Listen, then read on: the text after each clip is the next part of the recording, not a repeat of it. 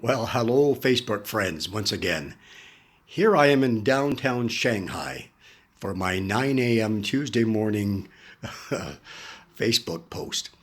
And again, I can't go live right here in China, but I'm having to post this online and add it to Facebook. So I'm hoping you'll see this. We'll see how well it goes down on Facebook. But I left off last week by telling you that Jesus was bringing us a new thing. And so let me continue on with that. You see, before Jesus died, he was speaking to a lot of people in Israel and he came to earth.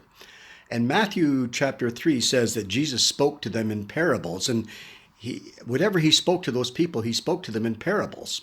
Why did he speak to them in parables? Well, Jesus was coming with a new way of thinking. It was no longer the old way, the Moses way with the law. It was coming through grace. It was coming through what he was going to do on the earth. And so he had to bring those people into that new way of thinking. And the way to do that was to tell them the parables. And when they heard the parables, they could hear what was done in the old ways and the old law, but also they could hear something new. In other words, when it says, you have heard it said, do not kill, and then he goes on to say, but if you say raka to a person in anger, it's the same as killing them. In other words, he was updating them on their law, but he was going to do so much more. You see, because if you look at these parables that he gave, it kind of gave a lesson as well, because at the end of it, he always said, if you have an ear to hear or an eye to see. So he said there was something deeper than what we knew.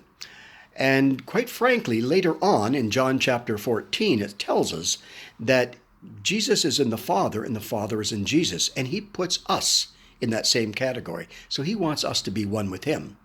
And so if he comes inside of us and lives in us and he dwells in us, we have Jesus inside of us. And if we have Jesus inside of us and we are one with Jesus and we are one with God, then where are we? We really are inside Jesus. And so everything that applies to him applies to us.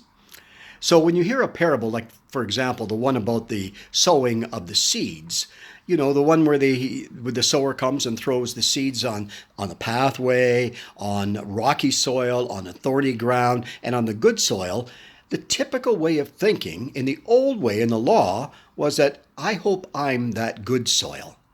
But quite frankly, if you are in God and God is in you, then who are you? You're really the person who's throwing the seeds, right? You're the sower. Jesus is the sower. So if you're in him and he's in you, you are the sower. So yes, you're throwing the seed wherever it is. You're giving God's grace to other people, always, as you walk around this world. So you are acting like Jesus. And that's who he wants us to be. He wants us to be just like him. I'm going to carry on a lot more about this in the next few lessons together. I hope this is not offending you in any way, but Jesus has come into you if you've asked him to be in your life. And if that's the case, you're like him. So here's my lesson in 200 seconds or less. Thank you. Bye for now.